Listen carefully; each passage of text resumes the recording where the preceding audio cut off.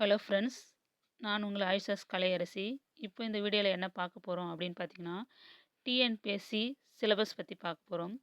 டிஎன்பிஎஸ்சியில் Tamil syllabus எப்படி இருக்குன்னா 3ஆ பிரிச்சிருக்காங்க. அது என்னென்னா பகுதி ஆ, பகுதி ஆ, பகுதி இ. பகுதி ஆல என்ன இருக்குது அப்படின்னு பார்த்தீங்கன்னா, இலக்கணம் சம்மந்தமான கேள்விகள் வரும். பகுதி ஆ அதில் என்ன வரும்னா, இலக்கியம் சம்மந்தமான கேள்விகள் வரும். பகுதி ஈல என்ன வரும்னா, தமிழ் தொண்டும் தமிழ் அறிஞர்களும் அதை பற்றி வினாக்கள் வரும். இப்போ பகுதி ஆ என்னன்னா இலக்கணம். அதில் முதல் தலைப்பாக என்ன இருக்குது, உள்ள சப்டாபிக் என்ன இருக்குன்னா பொருத்துதல்ன்ற தலைப்பு இருக்குது. இந்த பொருத்துதல்ன்றது எப்படி கொஸ்டின்ஸ் கேட்பாங்கன்னா, ஒரு சொல்லு கொடுத்துருவாங்க, அதனுடைய பொருளை கேட்பாங்க. அது வந்து பொறுத்துகையில் கேட்பாங்க, இல்லை ஒரு சொல்லை ஒரு வாக்கியத்தில் கொடுத்துட்டு அதனுடைய பொருள் என்னன்னு ஒரு ஆப்ஷன் கொடுத்து அது மாதிரியும் கேட்க வாய்ப்பு இருக்குது. அடுத்து வேறு எப்படி கேட்பாங்க அப்படின்னா, புகழ்பெற்ற நூல் என்னன்னு கேட்பாங்க, இல்லை புகழ்பெற்ற நூலாசிரியர் என்னன்னு கேட்பாங்க. புகழ்பெற்ற நூல் கொடுத்துட்டு நூலாசிரியர்களை மாற்றி மாற்றி கொடுத்துருப்பாங்க பொறுத்துகையில், நம்ம கரெக்டாக எடுத்து எழுதணும். அது மாதிரி தான் கேட்டிருப்பாங்க. வாங்க வீடியோக்குள்ளே போகலாம். ஃபஸ்ட்டு கொஸ்டின் பாருங்கள். பொருத்தமான பொருளை தேர்வு செய்க. இல்லை ஒன்று என்ன கொடுத்துருக்காங்கன்னா, புனல், 2 மாசு, 3 தாளாண்மை, 4 மடி. ரைட் சைடில் பாருங்கள், அதனுடைய பொருள் வந்து மாற்றி மாற்றி கொடுத்துருக்காங்க.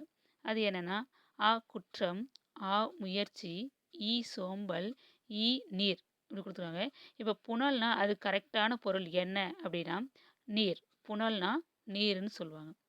மாசு அதனுடைய கரெக்டான பொருள் என்னன்னா ஆ குற்றம். மாசுனா குற்றம். 3வது தாளாண்மை, அதனுடைய பொருள் என்னன்னு பார்த்தீங்கன்னா முயற்சி. 4வது மடி அப்படின்னா சோம்பல் அப்படின்றது அர்த்தம்.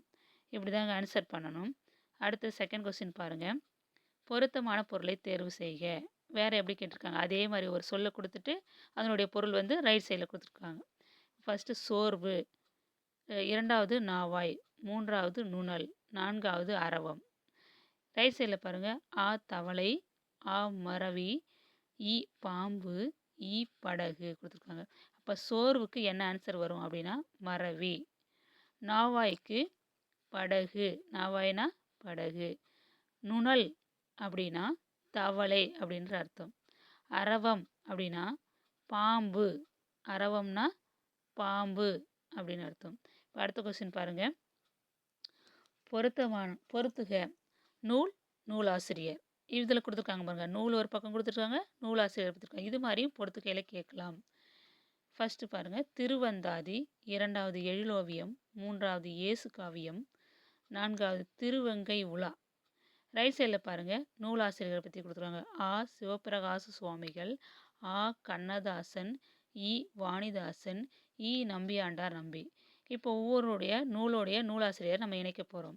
திருவந்தாதியை எழுதியவர் யார், அதனுடைய நூலாசிரியர் யார்னா நம்பியாண்டார் நம்பி. அடுத்து எழிலோவியம், அதனுடைய நூலாசிரியர் யாருன்னு பார்த்தீங்கன்னா வாணிதாசன். இயேசு காவியம், அதனுடைய நூல் ஆசிரியர் யாருன்னு பார்த்தீங்கன்னா கண்ணதாசன். திருவெங்கை உலா, அவருடைய அந்த நூலுடைய ஆசிரியர் யாருன்னு பார்த்தீங்கன்னா சிவபிரகாச சுவாமிகள். இதாங்க இதனுடைய விடை. அடுத்து 4th கொஸ்டின் போகலாம். பொறுத்துக நூல், நூலாசிரியர் கேட்டிருக்காங்க. ஃபஸ்ட் என்ன கொடுத்துருக்காங்க, கலிங்கத்து பரணி, 2வது திருச்சிற்றம்பலக்கோவை, 3வது பழமொழி, 4வது சீராப்புராணம். ரைட் சைடில் பாருங்கள், அதனுடைய நூல் ஆசிரியர்கள் வந்து கொடுத்துருக்காங்க. ஆ உமறுப்புலவர், ஆ முன்றுரை அரையனார், இ மாணிக்க வாசகனார், இ ஜெயங்கொண்டார். இப்போ கலிங்கத்து பரணி எழுதியவர் யாருன்னு நம்மளுக்கு தெரியும், ஜெயங்கொண்டார். அப்போ 1க்கு இ. 2வது திருச்சிற்றம்பலக்கோவை, அதுக்கு ஆன்சர் என்னன்னா இ மாணிக்க வாசகர். திருச்சிற்றம்பலக்கோவை எழுதினவர்னா மாணிக்க வாசகர். அடுத்து பழமொழி, பழமொழினா முன்றுரை அரையனார். 4வது சீராப்புராணம் யார் எழுதுனதுன்னு கேட்டிங்கன்னா உமறுப்புலவர். அப்போ இதுக்கு என்ன ஆன்சர்னா 1க்கு இ, 2க்கு இ, 3க்கு ஆ, 4க்கு ஆ. அடுத்த கொஸ்டின் பார்க்கலாம். 5 அடைமொழியால் குறிக்கப்பெறும் நூல். இப்படியும் கொஸ்டின்ஸ் கேட்கலாங்க. அடைமொழியால் குறிக்கப்பெறும் பொருள் நற்றிணை, நல்ல குறுந்தொகை, ஐங்குறுநூறு, அகநானூறுன்னு கொடுத்துருக்காங்க 4 ஆப்ஷனு. இதில் விடை என்னன்னா பி தான் ஆன்சர், நல்ல குறுந்தொகை. அதான் வந்து முன்னாடி நல்லன்ற ஒரு அடைமொழி கொடுத்துருக்காங்க இல்லையா? அதனால தான் அது நல்ல குறுந்தொகைன்றது ஆன்சர். அடைமொழியால் குறிக்கப்பெறும் நூல் தான் அவங்க கேட்டிருக்காங்க. இதில முன்னாடி நல்லன்றத ஒரு அடைமொழி கொடுத்துருக்காங்க. அதனால இதுதான் கரெக்டான ஆன்சரா வரும். அடுத்தது பொருத்துதல், பொருத்தமான பொருளை தேர்வு செய்தல். புகழ்பெற்ற நூல், நூலாசிரியர் பத்தி தாங்க ஒரு திருப்பி 5 கொஸ்டின் குடுத்துருக்குறேன். ஃபர்ஸ்ட்டு பாருங்க. பொறுத்துக. 1 திருவாசகம், 2 குயில் பாட்டு, 3 அழகின் சிரிப்பு, 4 மண் குடிசை. ரைட் சைட்ல பாருங்க. ஆ மு வரதாசனார், ஆ மாணிக்கவாசகனார், இ பாரதியார், இ பாரதிதாசன் குடுத்துருக்காங்க. இப்போ திருவாசகத்தை யாருங்க எழுதுனது? மாணிக்கவாசகர். குயில் பாட்டை எழுதுனது பாரதியார். அழகின் சிரிப்பு பாரதிதாசன். மண் குடிசை மு வரதராசனார். இதாங்க இதனுடைய ஆன்சரு. 1க்கு அதாவது திருவாசகம்னா மாணிக்கவாசகர், குயில் பாட்டு பாரதியார், அழகின் சிரிப்பு பாரதிதாசன், மண் குடிசை மு வரதராசனார். அடுத்த கொஸ்டின் பாருங்க. பொறுத்துக தான். அதுலேயும் நூல்களை கொடுத்துட்டு அதனுடைய ஆசிரியர்கள் கேட்டிருக்காங்க. சிலப்பதிகாரம், மணிமேகலை, சீவக சிந்தாமணி, குண்டலகேசி. இது வந்து லெஃப்ட் சைடில் கொடுத்துருக்காங்க. ரைட் சைடில் அதனுடைய ஆசிரியர்கள் வந்து மாற்றி மாற்றி கொடுத்துருக்காங்க. என்னென்னா திருத்தக்க தேவர், நாதகுத்தனார், இளங்கோவடிகள், சீத்தலை சாத்தனார். இப்போ சிலப்பதிகாரத்தின் ஆசிரியர் யாருங்க? இளங்கோவடிகள். மணிமேகலையின் ஆசிரியர் யாருங்க? சீத்தலை சாத்தனார். சீவக சிந்தாமணியின் ஆசிரியர் திருத்தக்க தேவர். குண்டலகேசின் ஆசிரியர் நாதகுத்தனார். இப்போ இதுக்கு என்ன ஆன்சர்னா சிலப்பதிகாரத்துக்கு இளங்கோவடிகள், மணிமேகலைக்கு சீத்தலை சாத்தனார், சீவக சிந்தாமணிக்கு திருத்தக்க தேவர், குண்டலகேசிக்கு நாதகுத்தனார். இதான் அதனுடைய ஆன்சர். அடுத்த கொஸ்டின் பாருங்கள். தேர்டு பொறுத்துக. சிறுபஞ்ச மூலம். இதெல்லாம் வந்து நூல்கள் கொடுத்துட்டாங்க. ஒன் சைடு வந்து அதனுடைய ஆசிரியர் பெயர் கொடுத்துருக்காங்க.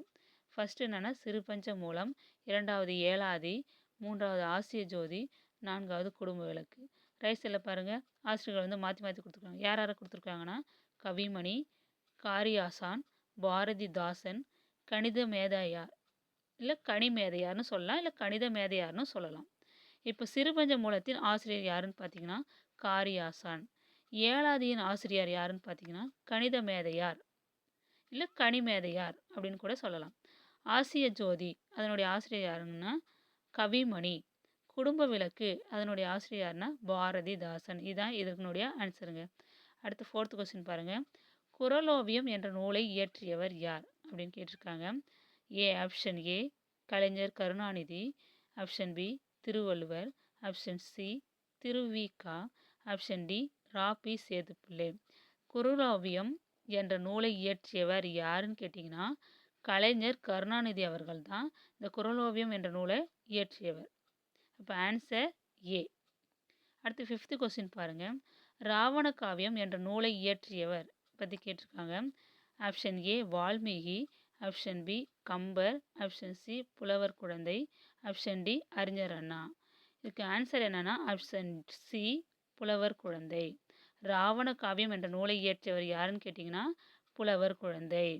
இந்த வீடியோ உங்களுக்கு பயனுள்ளதாக இருக்கும்னு நான் நம்புகிறேன். Thank you friends.